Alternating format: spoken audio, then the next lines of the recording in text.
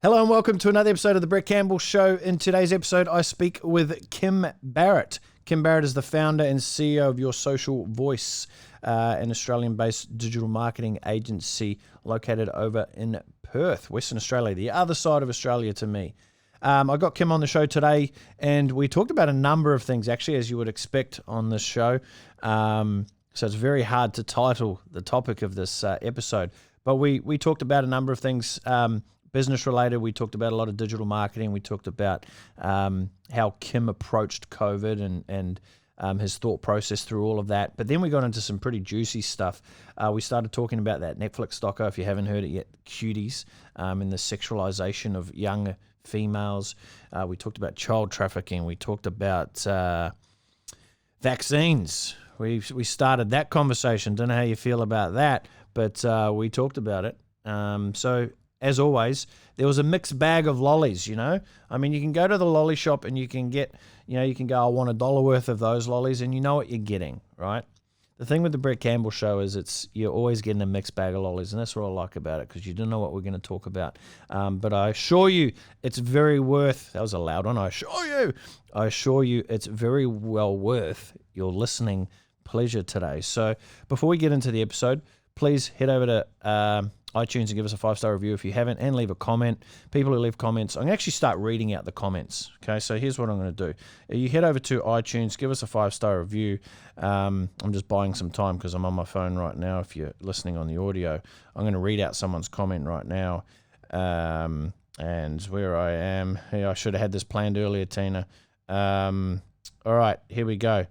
Scotty, perfect for me. Listen in the way to, geez, mate, you need to learn how to spell, my friend. I know who Scott McLaren is, so I can sort of hang some shade on him. Perfect for me to listen to on the way to client meetings. Keep it up, Brett. Love the content. 5 stars. Scott McLaren, you are a champion. If you'd like to be the next Scott, I'm going to read out your 5-star review here. We're currently only sitting at 21. Let's make it 31. That's our next target. 31. I want to see it. So head over there, 5-star review, leave a comment, and make sure you take a screenshot of this thing of your phone. You're listening to this, upload it to Instagram stories, tag myself at Brett Campbell Official. That's right. That's all you need to do, and then I'll think you're a cool person. You'll be naturally elevated in your coolness factor by doing that. So let's get into today's episode, where we talk about a mixed bag of lollies with the real Kim Barrett. Actually, the real Kim Barrett is his Instagram handle, so you can go follow Kim as well, at real Kim Barrett. But his name's actually Kim Barrett because he is real. But anyway, let's go. Kim Barrett, welcome to the Brett Campbell Show, mate. I'm fucking happy to have you here. I am pumped to be here, my man. Thank you so much for having me. Awesome. So it's actually quite interesting. I was thinking about this prior to hit and record, and I know a lot of people out there, they have this scarcity mindset, and they're like, when people are sort of doing the same thing, and you could essentially say we're direct competitors, right? With what you do, with what we do. I see that as actually opportunity, right? I look at that and go, well, what does Kim know that I don't know, right? What's Kim doing that we're not doing that we might be able to look to do, right? And mate, so I thought, fuck, let's get on a podcast. Let's have a conversation. We've got a number of mutual friends, and I'm sure we'll cover off on some of those as we get through this conversation. But mate, how's it all going for you right now in this crazy social world that we're living in? I mean, look, we've probably been in the very beneficial standpoint where we haven't really had too much of a hurdle, and also being that we're in Perth in the world. So for anyone that's not in Australia, like, we're in probably the least affected place of things that have been going on. So for us, like, it's pretty much been business as usual. We've actually, we've had a bit of an increase. We've brought new team members on and all that sort of stuff. So I kind of feel sometimes not bad for saying it, but like, a lot of people are like, oh, this is all the struggles we've been going through and whatnot. I'm like, well, luckily, and similar for yourselves, I would assume, is like, we're normally, when people want to do things online, we're the people that people go to. So when everyone's like, oh, I can't operate, I can't open, I can't do this, they're like, well, they've got to come speak to someone, which is like businesses like ours, where they're like, hey, we need help in these times. So that's really been the silver lining on the cloud of all the craziness that's been going on. So for us, yeah, it's, business as usual and growing and trying to just keep kicking goals. And that's all we've been focusing on for the last, since, March. It's crazy. What was going through your mind when this whole COVID situation sort of happened? Like, what was the first initial 24 hours like in the mind of you? Well, first I thought I was sick. So I was like, have I got a scratchy throat? And I was like reading all this stuff and I was starting like coughing. Is that a cough or am I sick? So I was freaking out a little bit there. And I just realized it was because I was reading everyone's posts on social media about it. And I was like, I literally made myself almost feel sick. I was like, this is very powerful stuff on social media. There was three times that I thought I might have got COVID. Yeah. That's fucking crazy. It. And I was like, I'm not that, like, I don't actually go out that much anyway. So I was like, I really didn't catch it between the gym and home. I don't think I caught it unless the gym was infected, right? So you're like, I picked up that dumbbell and that other guy held the dumbbell. So, maybe I did. His sweat dropped on there. It's probably COVID. Yeah. But I mean, look, that was the very first. But then the second, I was like, okay, cool. Like I had like probably a mini freak out for the first evening. I was like, well, what do I do if tomorrow every single client calls up and it's like, pulling the plug, like how am I going to deal with that? So that made for a very sleepless night. And it's like, cool, well, the only way to do it is the way that I always like to approach things. And it's cool, like you just got to get up and deal with it, right? If that's going to happen, great. What am I going to put in place? How am I going to address this?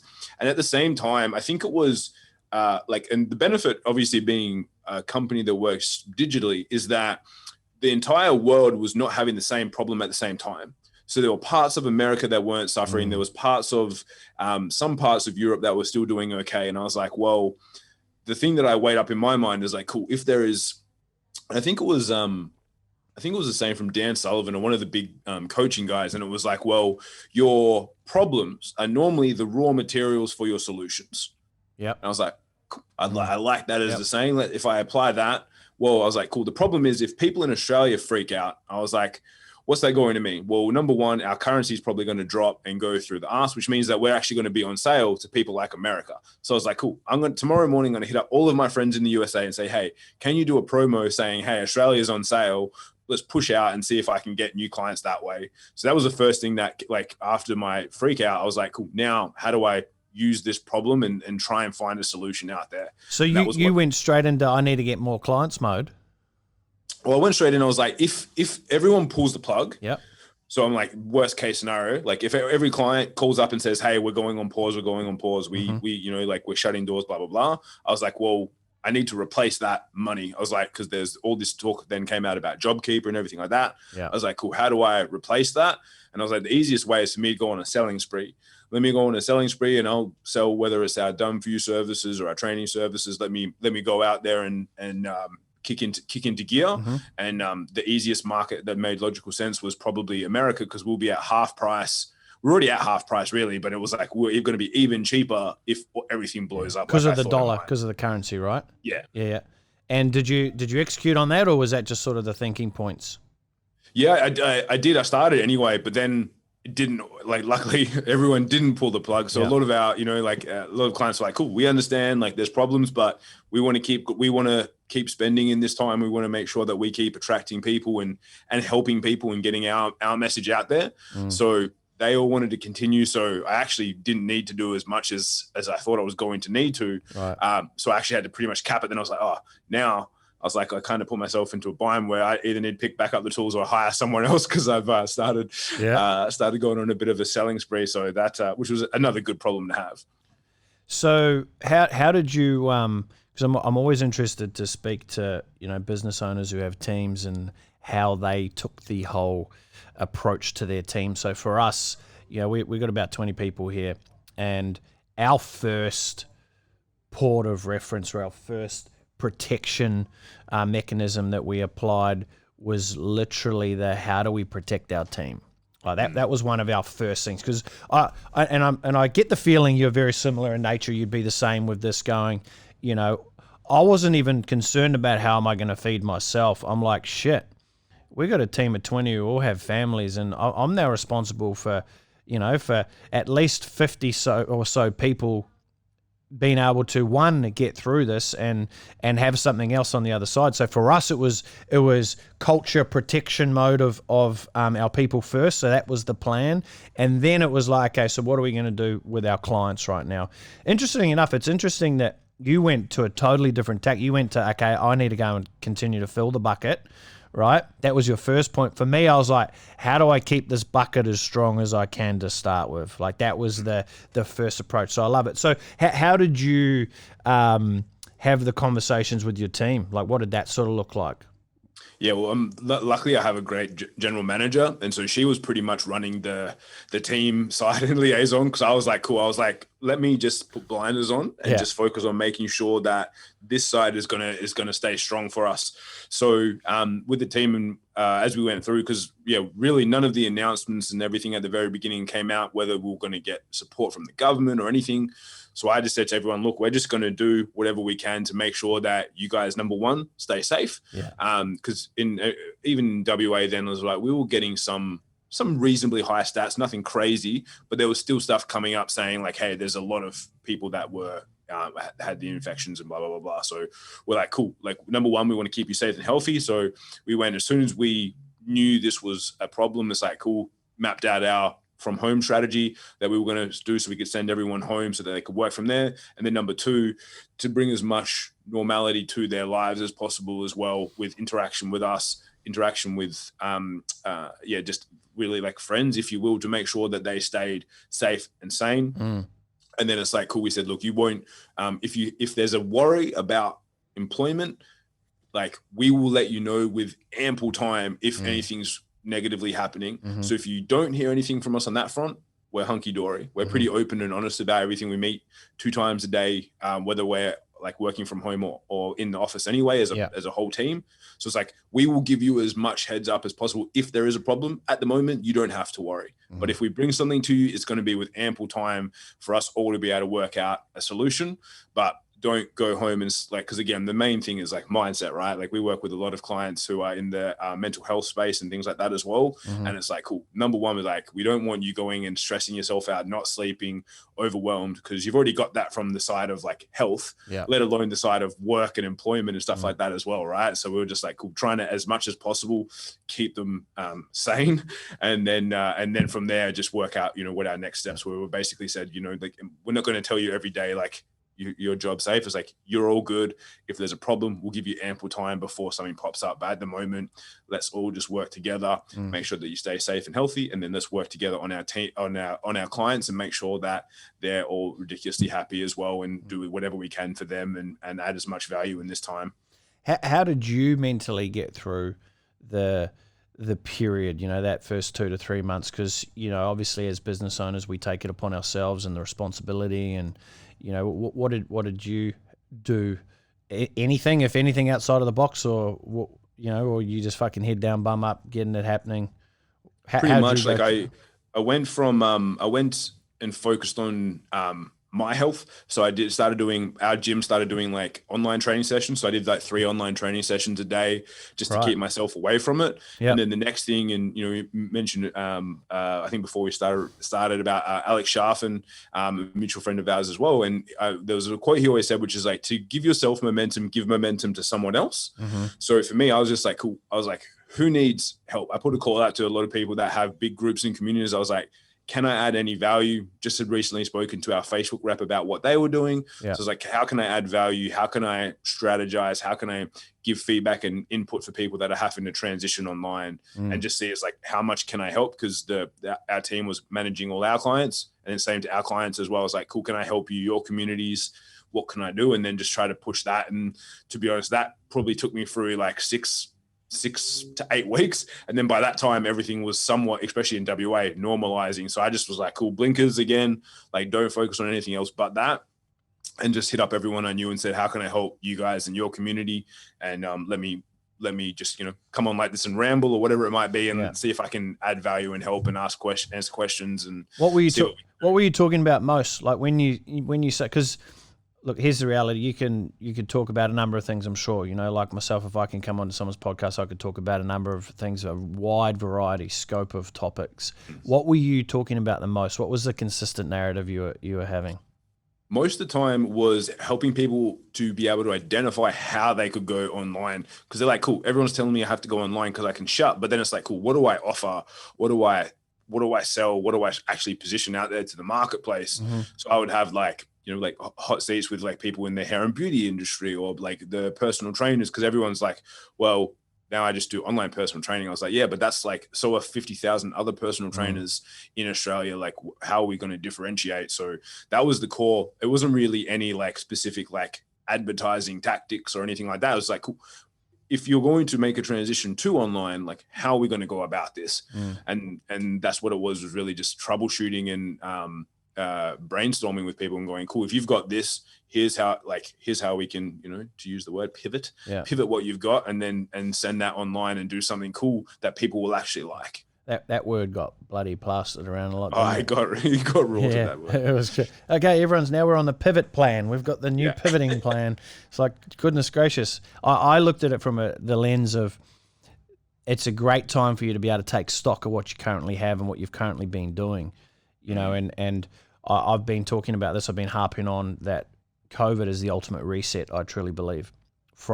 It was for me personally, and being totally honest, it was the wake up call that I needed, and not so much a wake up call, but it was really just that moment or that thing that had to happen in order for me to sort out a number of areas of my life. Like, I'm the happiest I've ever been in that I can think of in my entire life. Admittedly, I'm a soon to be father, so I'm super excited about that as well. But that was one of the many amazing things that have sort of come out of this, right? And it's we're living in such a world now where there's so much negativity, and we're looking at the bad things that have happened, that we're not paying as much attention to the good things that have been happening with inside of this. And I truly believe every negative, there's always a positive, right? We can turn any negative into a positive just by changing the way in which we look at it. So what sort of advice were you giving some of these people then? So let's say you gave some advice to, you mentioned there, a fitness trainer. How does someone not be like the 50,000 other personal trainers out there who are now Zoom trainers? Yeah, well, I mean, like the big one was identifying what sort of, and this always comes down to the basics, and I'm sure you would deal with it all the time, is that most people, they're like, cool, I'm going to do online personal training. It's like, awesome, that's great. For who? Like, who's the niche? Who are we going to talk to? I call it the NOC method, like your niche, your offer, and your copy. Like, number one, who are we going to talk to? Because now you're online, the entire world's your oyster, but they're just like, no, I just want to do online stuff for people that want to be healthy. I'm like, cool. Well, that's like, you're going to fall into the red ocean of everyone that's doing the same thing. You're going to fall into trying to compete with bloody Thor with his Center app, who just releases it for free in the midst of it all. Like, you're not gonna win that battle. So you got to pick your battle appropriately and go, cool, who specifically? Maybe you're going to work with the stressed out business owner who's overwhelmed and he's got a team that he's got to facilitate, and you're going to show him how to stay healthy in 15 minutes a day without impacting on the rest of his stuff, or or whatever it might be. Is just really getting people to hone in on that, because as you said, most people don't take the time to take stock of their business and their lives and look at what's going on. And it's like, cool, now's your time to go, great. Who is my market? Who do I work with, and who do I work with well, and who do I get results for? Then how can we go out and get more of those people, rather than just being, I've always dealt with whoever walked in the door or whoever the referrals came through from. It's like, cool, now let's look at that properly. So to be honest, that was most of the big conversations, just going, great. Like, now that you can be like, you've always been able to be specific, but now that you're forced to be much more specific about who you can help, who is that? How are we going to help them? How is this going to make life better for them at the moment? How are we going to deal with the current situation, and not put rose-colored glasses on, and not try and sell a COVID fitness plan, which was one of the things that really pissed me off, was when everyone was just trying to like almost cash in on that. It's like, cool, we know that's going on. You don't have to tell me it's a COVID fitness plan. We're all at home. Like, let's look at an actual way that you can add value to someone, not just brushing over the fact that obviously there's crazy stuff going on, but like actually adding value to the situation that we're in. Mate, you work with clients obviously every single day in different industries. What are some of the key, what are the things that you guys are finding that the general public wouldn't know, without being able to be on the coalface like you guys with what you're doing. So what are some of the things that you're finding right now in the industry that you can share? Yeah, I mean the biggest thing for me that we've found, and depending on again like how big an audience you have, and that's really where it all comes down to, because a lot of people are saying, cool, like, well, Facebook AI and even Facebook themselves, right? Our AI will take care of things for you. Will take care of the targeting for you. Just be broad and general. And and there's people that are out there are developing all this AI software to go and take care of things, and that does in some cases work, but the strategy and thought behind things is what machines cannot do. Machine learning can, yes, test things. It can test very many different images and all that sort of stuff, but it can't strategically think about the person that you're going to help. So for us, and it's like it's not new, but it's becoming even more important now, I think, is that your creative, if you want to call it that, or your copy, the imagery and the way that you're interacting with people is even more important now than it has ever been. Like, it's even more, especially when they're like, cool, we'll take care of the targeting for you, all these other sort of things. You do have to become so much more creative. You do have to know your customer better. You've got to do that extra level of research, because everyone has an individualized newsfeed on social. Right. It's like you and I are similar interests, same industry, open it up next to each other. Our newsfeed would be completely different. So everyone has an individualized experience. So then why are people not putting that extra effort to make it individualized when it comes to their campaigns, like, and getting micro on your campaigns, like, and the copy and creative that you're using. And you can still put out a whole bunch of different ones, but doing so much more testing and focusing on a niche with a specific set of copy, and then speaking to someone else over here and speaking to someone else over here, rather than just going like, cool, I help all these people. And it's like, well, cool, then why don't you create a campaign for each one that you help and be really, really laser focused on there, because everyone's getting that individualized experience. There's so much of an increase of people using social media, being online, apart from some of the boycotts that happened in the last couple of days. Everyone's going on, is going and being there. So you do need to have that like micro focus about who you're going to help. Yeah.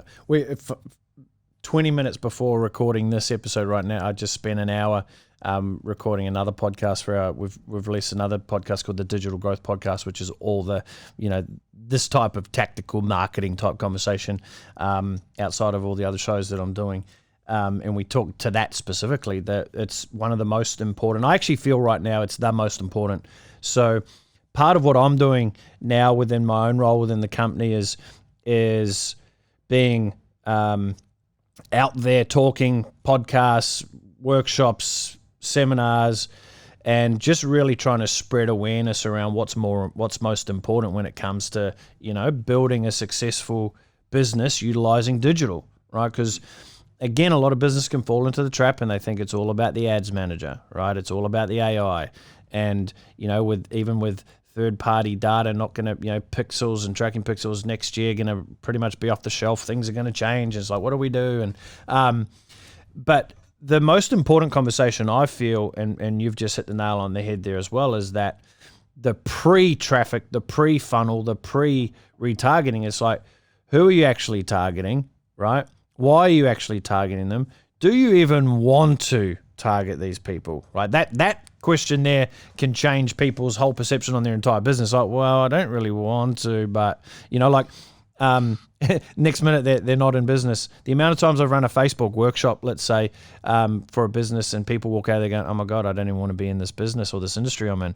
That's a good job done then for me, I believe, because there's so many people out there running a business, running ads to something that they shouldn't even be running ads to. But my point there, back to the importance of making sure you're saying the right thing at the right time, the right people, that is marketing, right? Hands down. And to your point, people get lazy and just throw a heap of different things into Ads Manager and go, your Facebook rep would have told you, you've already said it, so I'm assuming that's where you're getting it from as well, with our reps saying, yeah, let's use big, broad interests and let our AI fucking do the magic. It's like, whew, that's cool. But on the other flip side of that is, who's writing the copy? Who is actually creating the emotionally driven content, right? So what are some of your tactics or strategies you can share around content as a whole? What do you got for me? I mean, content as a whole, again, I think it's always it's always going to show how well you know your clients and your customers, right? Because most people, again, they say, cool, you know, Kim and Brett were talking and they said to do content. So I'm going to go and do all this content. But the boring, laborious part of marketing is the research, is the understanding of your client. And, you know, maybe it is going and doing interviews or taking them out for coffee or a beer and asking them questions and getting to know what keeps them up at night. What are their fears and frustrations? What are they worried about? What do they think is going to help them? Because a lot of the times people talk too much in their content about what I know is the solution to your problem. Right. So I know, like, in my mind, I know my product or service is a solution to your problem. So I'm going to talk about that. But if you're my prospective customer and you're sitting there and you see that, if you knew that was the solution, you would have already done it, or you would have already purchased it, or you already be doing it. So they're all like, we need to talk more to, like, what do people perceive to be the answers to their problems? And then we need to talk into those points. If content should be based around what people think is the solution to their problem, not selling them and saying that, cool, I'm going to give you this stuff and not giving it to them. It's like, cool, this is what you think is a solution. Let me talk to you about this. Pros, cons, like the why, the what, the how, and delving into all of that. And then at the end, it's like, cool, they should be able to ascertain from the way that you communicate about it that actually, now that I've heard you say that, that's not the solution. Like you said before, maybe I shouldn't be in business. I shouldn't run this business because I don't like to work with those people.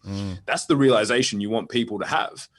Right. And then when you have conversations with your prospective clients and you speak to enough of them and be like, cool, they always have these questions and they always have these things that they think are the solutions.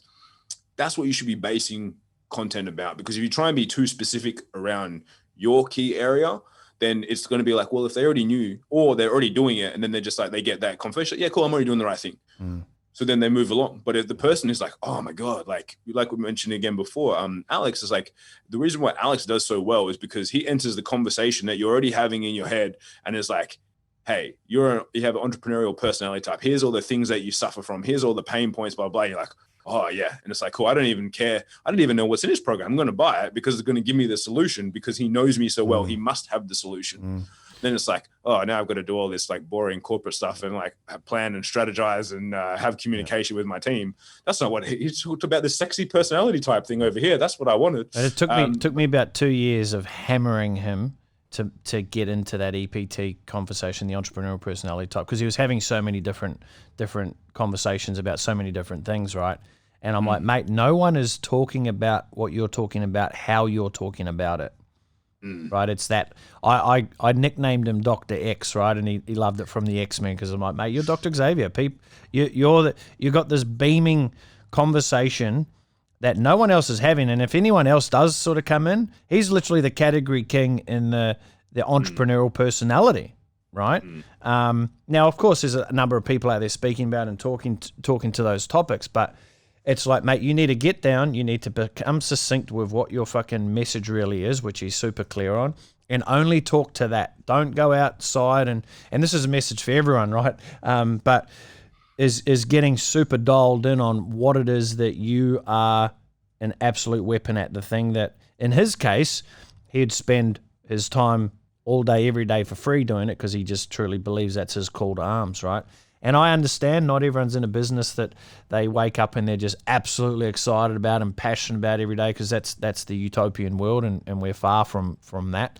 But I also think that we're in an opportunity right now where I think the conversation needs to be had a lot more, and I've been cheerleading it a lot, is don't let this opportunity that has presented itself to us pass you by. And this opportunity is COVID. Right? It is this situation. Maybe you need to change your entire marketing strategy. Maybe you need to change your entire business model or your different customer. Or, I had one lady where because I sort of jumped in and at the very start, and I ran some free webinars and just on some free marketing strategies that you don't need to pay, no advertising, etc. And one lady asked a question. She goes, "I'm not sure what I need to do to get started. I'm in the travel industry, and right now we shut down." My question was, do you really want to be in the travel industry? She goes, no. I said, well, you're welcome. Don't do anything. Go and start something new, right? Have you had many conversations where, like in that similar realm of people sort of coming to grips with, well, maybe this isn't what I really should be doing or need to be doing or want to be doing? I mean, even yourself, man, have you had has it solidified that you're doing exactly what you want to be doing right now? Or did you have any sort of outside thoughts of going, oh, maybe I should do X, Y, Z? Or I'll touch on me personally and then the conversation. Me personally, it definitely solidified because, like during that time, I was doing some pretty like crazy hours in comparison because we were trying to do some stuff in the US and everything at the same time. Right. And I was like, cool. To me, this is going to be an indicator that I'm doing the right thing because there's no way I could get up at the time that I was getting up and go to bed at the time I was going to bed and still be like energized in the conversations I'm having when I couldn't even go to the coffee shop and get a coffee. Like that I wasn't able to do that. So I didn't have the caffeine to rely on. But for me, that solidified it. And then when I was speaking to people, a lot of the times, yes, I'd probably say it was like 50-50. A lot of times people were going, well, like when I come back, I'm not going to do this anymore. Like I'm not going to be doing this. As you mentioned earlier, it did give a lot of people the space to think about and go, like, am I in the right industry? Am I working with the right type of people? Some it solidified and they're like, yeah, cool. Like I'm even more impassioned now to help people. But many others were like, yeah, cool. Or they had to adjust their business model and figure out like, especially a lot of people that we were speaking to in the event space and not necessarily even just like big entrepreneurial events, which we spoke to a lot of people in that space as well. And they figured out how they were going to change some of their business model. But also people in the space of like catering and events and weddings. Like one of a client that came to us who she was struggling at the very beginning and we're like, cool, like if we can help, I'll spend 30 minutes. I'll chuck something together for you and let's see if we can help you with something. So she was in she was selling stationery for weddings. So when you go there and you've got like your place cards and all the boards and everything, she did all of that. Looked beautiful, like beautifully designed. But in one day, every single order she had for the next 12 months was canceled because of COVID, because all the weddings were canceled. Everything got canceled. Like nothing going to come in for her. So I was like, okay, look, I can help, but obviously I can't make people have weddings. What else have you got? And she's like, now everyone's got this time. They're all sitting at home.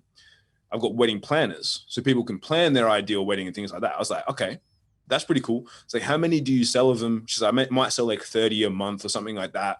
And mostly the clients who are coming to her for the other stuff anyway. I was like, cool, why don't we just I was like, look, I'm going to chuck up an ad. We're going to just target people who are engaged and let's see how we go. In the month of what it would have been like the full month of April, so middle of March to middle of April for her, she sold more than the entire previous year that she had ever sold in those planners. Yeah. So for her, she's like, wow, I've got less stress, less staff overheads. We're not going to events and setting all this stuff up. And I'm literally sitting there and all I've got to do is put these planners into bags and then drop them at the post office. And she had a new problem, which was about how much she like ran out of paper to put in the binders and stuff. But for her, she's like, well, that opened up a whole other side for her that she hadn't really thought about outside of her existing client base that was going to remove a whole lot of stress of the actual physical events of weddings and things like that she would actually have to go to and be there and deal with the bridezillas and all that sort of stuff as well. So for her, it's like just that space and ability was then going, well, look, there's actually maybe even just a different product line that I can focus on that's not going to give me as many headaches as everything else. And, I'll probably reclaim a little bit of my life. Yeah, I love that. I could sit here all day and talk about those type of stories because it's not until you're faced with it, right, that you've got to make a decision and do something different in some cases or just do more of what you're currently doing. And the outcome's amazing. We had a local florist shop here. They came, luckily for them, they came on about a month before COVID and they were literally deciding whether or not to continue in business. They were thinking, well, our lease is sort of running up soon. Do we continue in the business? Because they were relying fully on foot traffic. And we implemented a search campaign for them, literally. And they've been selling out of flowers every single day since COVID. And even post-COVID now, we'll go air quotes post-COVID because we're in Queensland, but we're all open and the shops are all open. They haven't even opened their store back up. They're too busy delivering all these online orders and they're like, oh my God, I didn't even realize this, right? But for them, they were sort of lucky they sort of got in before, but there's so many businesses who have been forced to make that change, where they're like, maybe we don't need to have physical retail stores or we don't need as many, right? We had one company that was going to open up multiple stores and even expand their current store. And what they've ended up doing was they've decreased their current store and opened up more storage for their online sales, because they've literally doubled their sales by just moving aggressively online. And again, I think there's so much opportunity for businesses out there to adopt an actual sound digital strategy, right? What's your belief? Because I have this conversation a lot with business owners, where I'm generally, let's say the first sort of port of conversation for many people who will get referred through to me, and then I'll be able to, hand them to the team and take them through our process. But the biggest conversation I generally am having at the moment with most business owners is awakening them to the fact that most businesses aren't even set up for scale anyway, right? Like it's like strapping a NOS canister right now to a Toyota Hiace van, with bloody running on 3 cylinders. Right? It's like your business isn't set up. Businesses have this mindset. A lot of businesses have this mindset of, we'll just go digital and we should be able to scale and just cash in the bank. Oh man, I wish that was the case, right? Like if Oh, that was yeah. the case, then That's right. it's so much easier for all of us. But yeah, it's so true, and especially because we try and steer clear. Apart from a few people we help, like we pretty much steer clear of e-commerce. Pretty much we work with service-based business owners, or like really? The coaches, consultants. Like we're lead gen predominantly. It's like, cool. You want to speak to people on the phone and then talk to them about your product or service. That's us. Like the exception to the rule is the guys like I mentioned with the wedding plans, because we just wanted to help them out. Like, of course, that's not our wheelhouse. So we work with a lot of people that would have to have a phone sales process. Yeah. And so often we look at it and it's like, cool.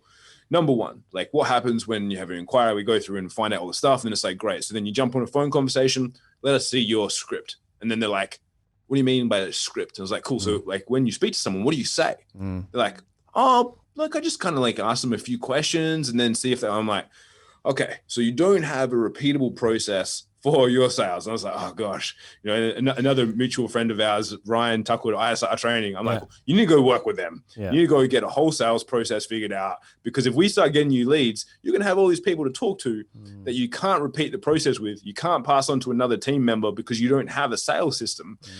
You might sell okay now, but that's because it's only you and you sell to just referrals. And then they'll blame you for the shit leads. Yeah, and I was like, so we're not going to touch you with a 10-foot pole until you go and get your sales process in, go do something with them, get that sorted, and then come back to us, because otherwise we're just literally going to be chucking gasoline on an unmanned fire and it's going to burn out and it's not going to be working properly. Yeah, it's crazy. What conversation are you having most right now with your, when you're hanging around your mates or like-minded people, and, the cameras are off and, you're just sitting down, the raw truth? What are you talking about mostly of late? It's a good question. Look, to be honest, it's mostly about like what's next, like what's going to happen next, and especially in Australia at the moment. Obviously, it's so unpredictable when you've got the likes of, for anyone that's not in Australia, Victoria is one region that's basically crazy in comparison. Everywhere else is pretty well chilled. But even where I am in Western Australia, they're saying by Christmas, 7 of 8 states will open their borders. The one state they will not is Western Australia, which is where we live. So we're like, cool. Like, well, if things don't change next year, like, are we doing anything differently? Are we adjusting anything on what we're focusing on? Or what happens if everyone goes as crazy as the Victorian Premier? Like, what if they all just lose their marbles? Or and things change there, because it's so unpredictable. It's like, to be honest, it's a lot of like philosophical like talking and musings around like what's possible, and then it's like, cool, if this all happens, like what's going to happen in the world, and what does that mean for everything? And it's like, because it's so unpredictable, and there's no other time that we've really had to have those conversations. So for me, and plus I'm not going to say I'm a conspiracy theorist, but I like lots of different opinions on things. I like lots of different viewpoints. So I normally will chuck some of those into conversation just to see what it spurs, because I'm not saying that I believe it's right or wrong, but I'm just interested to see the conversation. And I'm interested in, the goings on in the world with things like Netflix, where they put on that Cuties documentary and then everyone's blown up and their share prices are up. I'm like, cool. What do you think about that? Well, I haven't watched and I don't really want to watch it, but someone's put a review, they watched it and they said, cool, it's actually against it. Like it's against the whole industry of I'm not the industry, but it's against like the pedophilia and the grooming of young kids, which is what it looks like from the outside. But to me, and a friend of mine put up a post, and this was interesting. What he said is like, cool, if you make a documentary about dog fighting, you don't have to show the dog fights. You can show the before and the after and the lead up to, but you don't have to show all the negative parts to talk about something if it's right or wrong. So it's like by doing it, you're enhancing what the problem that you're trying to face. It's like by looking at the issue of kids, and I'm sure like it's probably going to pop up for you with a kid on the way, like it'll probably be a trigger warning. Yeah, and, right? and as a baby girl, so I do have and I'll get into what my thoughts are around in a second, but yeah, it certainly adds perspectives. Yeah, so like for me, I'm like, that doesn't have to be portrayed. It can have a much better conversation about things without having to show the negativity of it all. And there was another documentary on there. But as someone who's like, let's sit on that one for a minute. Yeah. As someone who, you'll call yourself a marketer. That's a tick on your list of achievements, right? So you would happily say, yep, you're a marketer. So you haven't no degrees. No one needs a degree in it, but you've got the highest level of achievement in marketing, let's say, right? So you've got a marketing brain, and then there's a content brain, right? And then there's the content, which we were just talking about, is the ability to be able to portray something and create emotional reactions, right? And I'm just playing devil's advocate here to that point, because as you were saying it, one thing I like to do is critically think either side of the fence, right? Which is unfortunately not what many people do in this world. They jump on and they go, oh yeah, cuties, fucking terrible. They're sexualizing young girls, horrible. Firstly, on the front of it, I'm like, it looks horrible, right? That's my first visceral reaction it's sexualizing young girls, right? It shouldn't be happening. But here's the reality. It is happening, and you're only just being aware of it because of the fucking documentary itself. Like most people have been sleeping. That like this is happening everywhere in the world right now. It's not this one-off show where they're doing this one-off event, right? And I haven't seen it either, so I'm only speaking purely from opinions and $9 billion loss on Netflix. That won't be a problem to them. People will come back and go, okay, maybe I need my Netflix more than my opinion, right? That's what a lot of people do. But you look at it and you go, okay, does it sexualize young girls? Yes, it does, and it's horrible, okay? But it creates awareness. So it's this trade-off again of awareness. Now, you said there are dogs fights. Do you have to show the dog fighting? I think in this case with the young girls dancing, you have to actually see the level to which they do. Like there's an image that I can't get out of my head because someone must have screenshot and put on social. And it's like literally an 11-year-old girl doing a slut drop, when they drop down, hand on there. And I'm just like, whew, like took a bit of breath out of me because I'm like, holy shit. But I wouldn't be having such a visceral reaction right now to it if I didn't see it at that level. Because we can talk, right? And this is the difference of copy, right? If we're going to throw it into a marketing term, this is the difference of copy combined with content, with creative, that causes this fucking cataclysmic shift in our brain when we see it, right? So I'm not sure where I was really. I'm not on any side of the fence. Firstly, I think it's horrible that it's there, but you also then do need to trade off the other side of it, going the awareness factor of it. I hope people don't just go canceling their Netflix account is the fucking thing to do, because you'll forget about it in 2 weeks when a new show's recommended and you're like, okay, I'm going to go get it. I think I made my point. I didn't pay them $20, right, for 2 months. But there's other things that we can be doing when this happens, right? It's like, what? Well, but here's the reality. Most people don't know. I don't even know. Like, how are we going to stop fucking child exploitation like that? Like, what do we do? I've got an idea. Fucking don't send your children. Now I'm getting passionate. Don't send your children to these things, right? Don't let, maybe, you look at, and this has been around since I was a kid. Girl gymnasts have always wore really tight little gym clothes. That is sexualization. I've got another idea. Don't fucking let Cardi B be the number one song talking about her wet ass pussy. I mean, this shit, it's such a perpetual thing, and there's so many angles that it comes from. But we only look at it most people look at it through a singular lens, and it's cuties equals bad, cancel Netflix, and that's their depth. Yeah.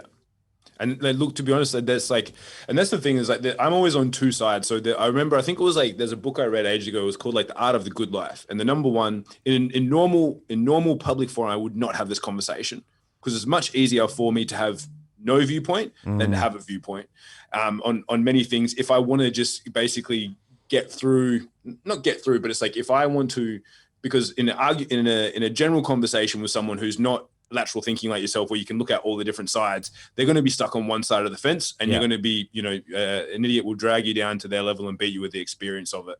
So I normally would have no viewpoint, but for me, it's for myself, sad though, isn't it? That Sorry? it's sad that we've had to get to a point like that where we're just like, because I had someone on the podcast, and I'll jump back in a sec, but I had someone in the podcast just recently. We talked about COVID politics. They've been in politics for about 4 years, and we went deep on everything, the political landscape here in Australia, and I had been someone and followed that exact philosophy that you just shared there. Is it's just easier sometimes to not say anything. But then I had this realization. I was like, well, it's actually not.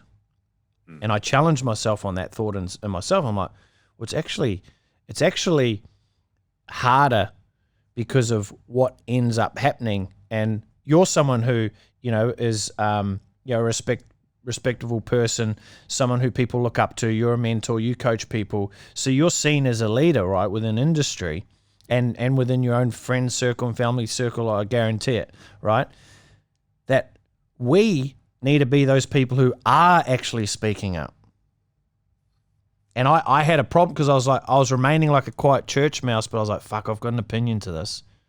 And I feel this opinion is quite valid and it could help and it might be important. So I go back to is it easier? And that's the balance, right? And that's why it's like, if I get to that, and then it's like, well, if I do want to do something, it's like, cool, then as opposed to my opinion, then I just do something instead.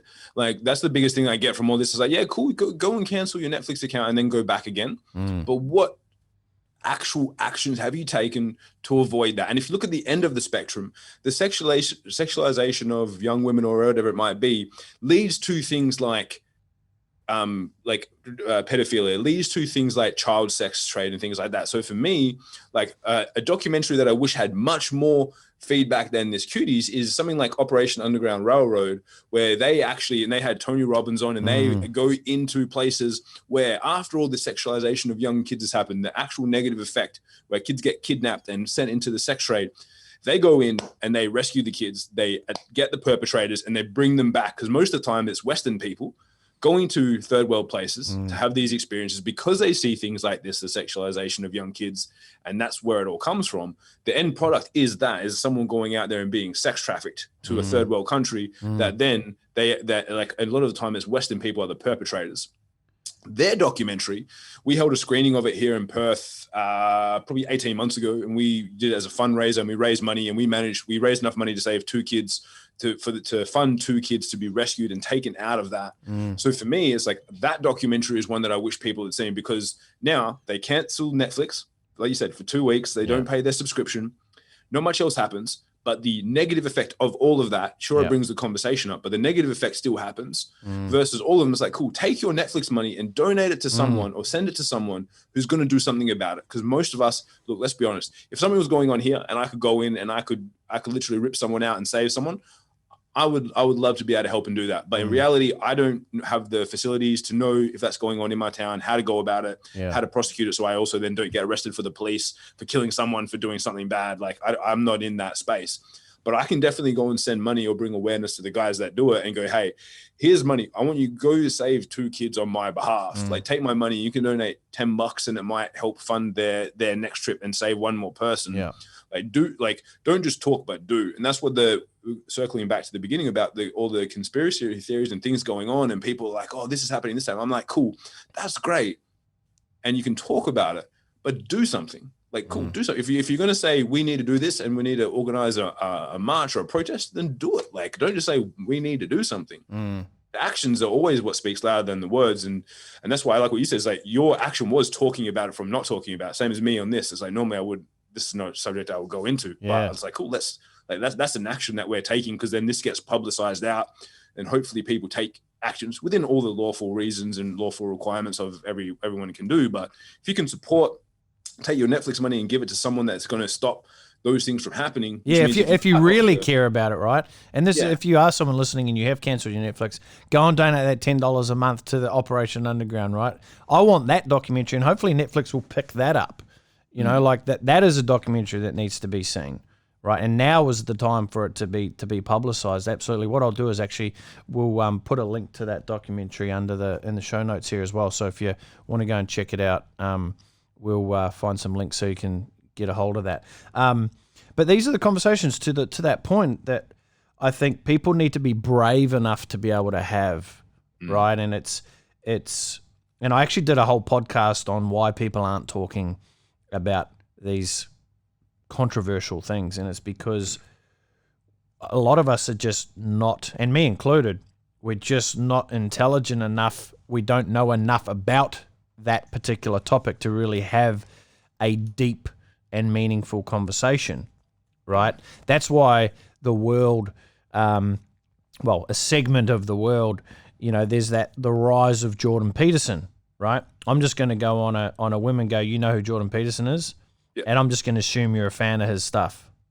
I like some of it, yeah. So, and the reason why he's been able to, you know, sort of come onto a scene is he's able to articulate conversations and things that we want to be able to have conversations about, but we don't really know how to have the conversation about, or we just don't know enough about it, right? But I even feel if for the people who, and this is something that I've sort of put myself out on the garden ledge and challenge myself personally to be able to go, you know what, I need to be able to enter into these conversations and challenge myself as I'm going. So expand my thinking as I'm thinking.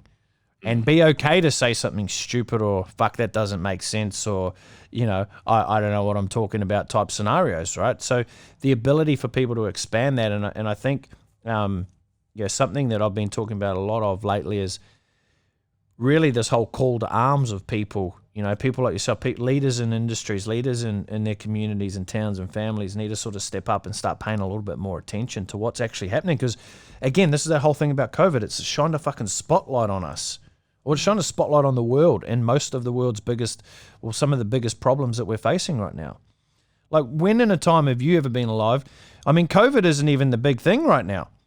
There's so many other major stories happening around it, like even the whole pedophilia component, right? It's just been amplified now by this Cuties documentary, but it started with Epstein, right? Like it's been expanding, and there's only so much of it that I personally could take, and this is why I think I've sort of now, okay, I've opened up the kimono slightly where I'm just like, okay, what is happening right now that we need to talk about? What's most important, right? If you were to do a 10-minute TED Talk right now, right?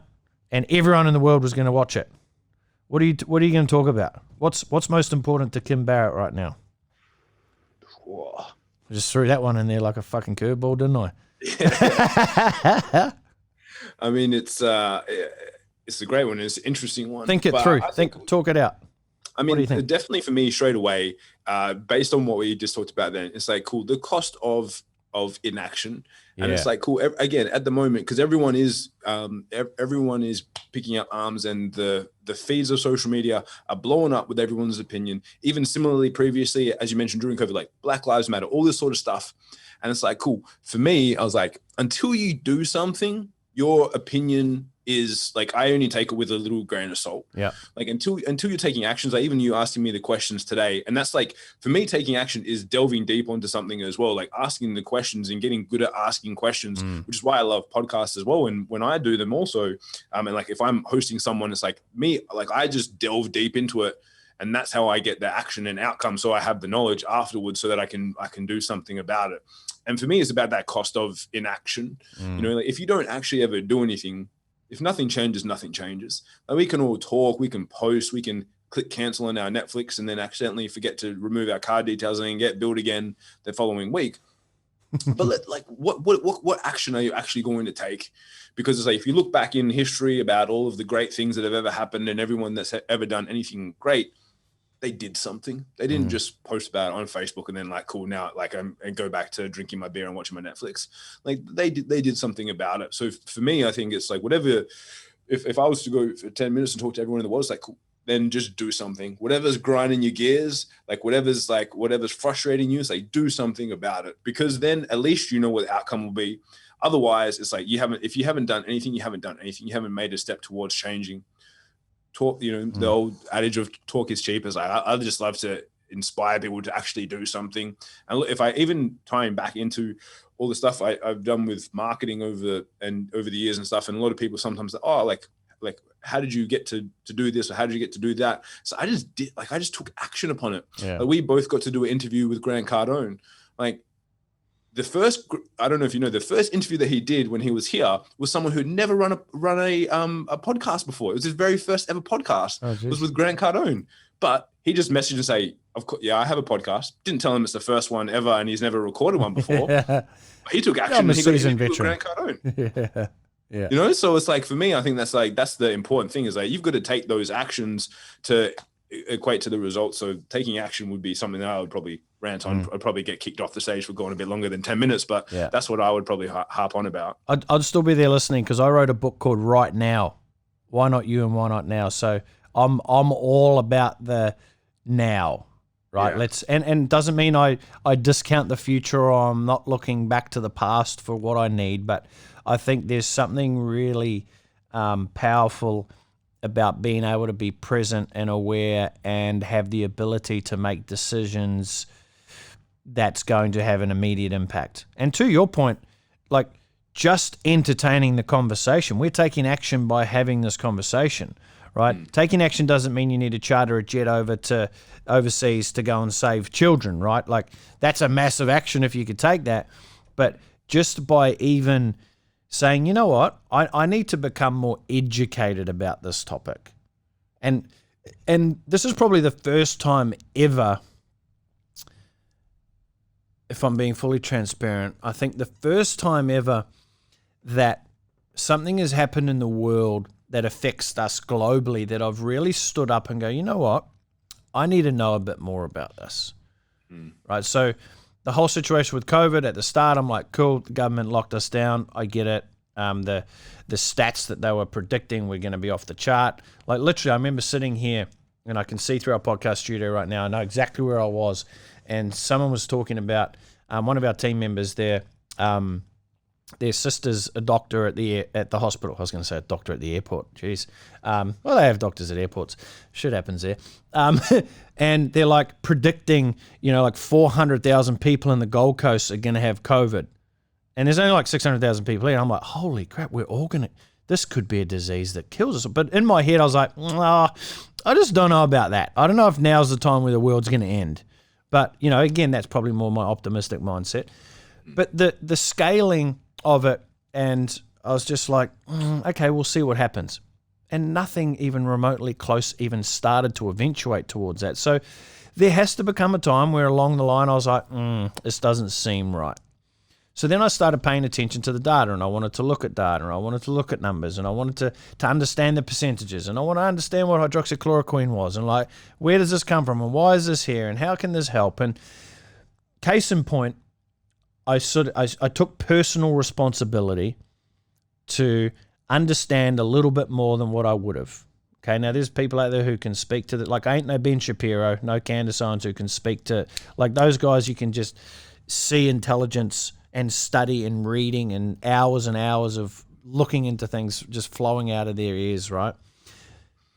But we need to, in order for us to be able to move civilization forward, as we'll call it, it's a big statement, but in order for that to happen, we all need to become a little bit smarter, and we all need to know a little bit more. So when we do get into a dialogue with someone, you can share your perspective, they can share their perspective, and you can both grow together with different opinions, right? And be open to not having to be right about it. 100%. And that's why I think it's like the best thing you can do, like, if you heard all that and you're like, oh man, like, Kim Barrett called me out saying I'm going to do all this stuff. It's like, cool, just like get better at asking questions. Like, and don't, ask with the intent to listen, not with the intent to respond. Because sometimes people ask you a loaded question just because they want to respond to whatever your answer is. And it's like, that's not asking questions. It's like, just understand how to ask a question, then sit there and go, oh, cool. Like, I'm genuinely interested in the outcome of this question and the viewpoint that you're going to have. And so for me, similarly, at the time when everything went down, my brother's partner worked for the Department of Cabinet in the state government here. So every time, like, we would catch up on Wednesday nights as family for dinner, and I just ask her, and it was like, because I had my own obviously viewpoints on things from other sources, and I was like, I'm just asking, what's going on? How are you guys finding it? And then, like, what actions that, if you're allowed to tell me, are you guys taking on things? And then I'd say, cool, now like, and what do you think of that? Like, you're working in there. Are you on board with that? Is it different? And like, I didn't want to tell her my viewpoint on certain things. I just wanted to get info from her and go, cool, this is someone who's in the system of things, who's, shutting down our borders and all this sort of stuff. I'd love to know what their opinion is. And by doing that, it's like that armed me with a lot better information. So when I was making decisions or then having other conversations, I'm like, oh, cool. Like, this is things that I'm learning. And now I've got, like, as much info as I can to make decisions on actions I want to take, or, feedback that I want to give to other people as well. What I want to go back to something you said earlier. You said that 7 out of 8 states are going to be open by Christmas. What are they feeding you over in Western Australia to keep their borders shut? Like, are you going on a huge protection mechanism program or something over there? Like, what's that about? What are they feeding you? Well, so obviously for me, it just looks to be, for the general public, correlation is causation, right? It's like, cool, we shut our borders. We have the best numbers. We have no community transmission. The only cases we have 4 cases today in the state of WA that are all from international visitors coming here, only because we shut our borders. You know what I mean? So like, everyone's like, well. So the question becomes, how long do you stay on lockdown for, or how long do you keep your borders shut? Give me your thoughts. What do you think should happen in WA? Look, I would have said that we should have started to be opening up, because and even just the numbers of people coming back, right? So for example, my partner runs a language school. She has a teacher who's over in Italy, had to go back and see her mum, who unfortunately passed away, not from COVID, but during this time. She missed a flight on the 26th of August. She cannot get a flight back to Australia until the 26th of October. So for her, a teacher who is at the moment just chewing through, literally, because she can't work. She teaches people Italian here in Perth, chewing through her life savings, waiting for the government to allow her to come back in, and then she's got to pay $3,000 to quarantine again anyway. So for me, it's like, cool. At least if you're not going to open them up fully, at least start allowing more people to come back through. And if they've got a quarantine, we've got plenty of space in WA. It's not like we're running low on square meters. Like, there's plenty of space for people to be able to go to. Like, at least start bringing them back, increase the numbers that we can get back through. And they're saying it's obviously because until, the situation on the East Coast, i.e. Melbourne, is somewhat resolved, because there's plenty of people from Melbourne trying to come over here. But to me, I'm like, cool, at least let more people back in. Like, the people that have been waiting for 2-3 months trying to get approved to come and see their family, or trying to come and get approved to come back so they can work. Like, let the people. Yeah, they need to be more lenient on that. There's a few cases over here. I don't know if you heard about it, but with the Queensland Premier, there was a girl from ACT. So ACT had no cases, and she was flying up here to see her sick father. Her father was dying of cancer, I believe it was. And on her flight over here, he ended up passing away. And she got here, and they gave her a dispensation to be able to go see him. But because he had died, they said that dispensation had been cancelled, right? Check this. I know this is crazy. It had been cancelled, and then they put her into forced quarantine for 14 days, and they said she can't go to the funeral. So her youngest sister and her mother had to go to the funeral, but there was an uproar here, and this is what I'm talking about, right? The people's voice can actually make a big difference. And it feels weird that I'm saying this, right? Even this in itself, it feels like I'm a fucking provocateur, or there's an uprising of things here. And all I'm really saying is people just need to speak up, right? If we didn't speak up and didn't share posts, and I wrote some posts and tagged Anastasia Polishade, not that she would have seen it, but there would have been enough people doing it that she would have seen some of them and thought, oh shit, this is not good for me. I need to do something about it. And then they ended up allowing her to go to the funeral, but she had to wear some crazy bloody PPE gear and like biohazard suit type thing. It's like, fuck, are you for real? And there's another case where there was a father who I'm going to balls up this, but pretty much he had to choose one of his 4 kids to come and spend the last few days with him while he was dying because they weren't allowing the whole family to come across the border. I'm like, for fuck's sake. Like, and then you look at that. If this was a disease that was killing fucking 70%, 50% of people that it got, I'd be like, okay, we need to lock down everything. I'm hiding in my own cave. I'll come out when I run out of bloody air, right? But that's not the case. The data, the data tells let's call it, I wouldn't say the truth. It tells the closest thing to proximity of truth that we may be able to find. Mm. And it's not something that is required. Like if we shut down the whole country, which we did, we open it again. Oh, there's cases. Mate, this thing isn't going away. Western Australia, whether they open their border in December or January or February, there will still be cases of this thing. Mm. Like is your premier, how have they been on the vaccine of COVID? Are they sort of standing tall going, everyone should pretty much needs to take it? What's your thoughts around that? They haven't had any stance on that. To me, then like delving into the whole vaccine world is a whole other kettle of fish, right? Yep. That's like a whole thing. Like, because before I've never, like, I remember when I was younger, I asked my dad, I was like, what is like, he's like, get the flu shot. I'm like, what is this? He's like, basically they give you a little bit of the flu so that then your body can fight against it. And I was like, I have 2 questions straight away. I was like, number 1, why would I want to give myself something that's going to make me sick? Number 2, how do they already know if the flu is different every year? How do they already know what the type of flu is I'm going to get that I need to protect against? Doesn't make any sense to me.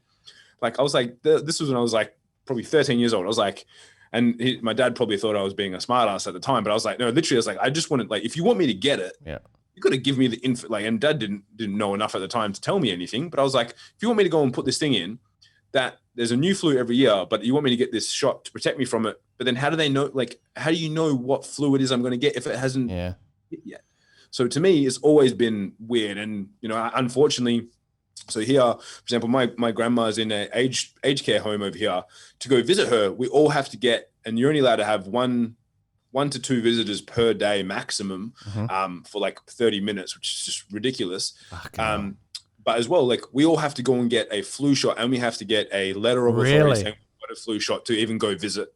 So we've been doing all just like Zoom catch-ups because it's been too hard. Otherwise, it's like, well, number 1, we can't all go at the same time. And number 2, it's like, I have to go and get this vaccine for something else. Like, but no one can tell me what's in it. I was like, if you can like scientifically show me the reason why I should put this in and how it's going to help me, cool. Like, well, I've had a different, entire new perspective of this vaccine world now. Obviously, going to be bringing a daughter into the world in a few months, and I've started looking at it, and I almost fainted when I looked at the list of how many vaccines that they recommend you give your child in the first 5 years. I was just like, you're fucking got to be kidding me.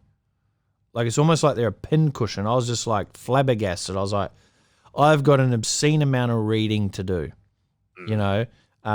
which will open up that can of worms on your show one day. But we're living in a world where I think to sort of sum this up, that we need to be more curious. You seem like a very curious dude as well, hence why you got your own podcast show. I've got the Brett Campbell show so I can just talk and ask questions to smart, like-minded people like yourself, right? But I think we just need to owe it to ourselves and our families and everyone around us that we have some form of influence on, which every single person does, to just be more curious and start asking questions. Mate, final words to you. What do you got for me? What do you got for us? I think to wrap a bow on the whole conversation we've had is just, as you mentioned there, it's like, be curious, ask questions, and do something. Like, for me, it's like, if everyone just did that in their life, I'm sure we would progress at a much, much faster rate. So my final words would just be, if you listen to this today and you liked it, number 1, let Brett know and share this around. But number 2 is don't just be the person again who's just another listener of the podcast who then doesn't go forward and do something. So if you can, then you'll get 5 gold stars from me, that's for sure. Cool, there we go. All right, buddy, mate. Thank you so much for coming on the show, and mate, looking forward to talking to you next time. Thanks so much for having me.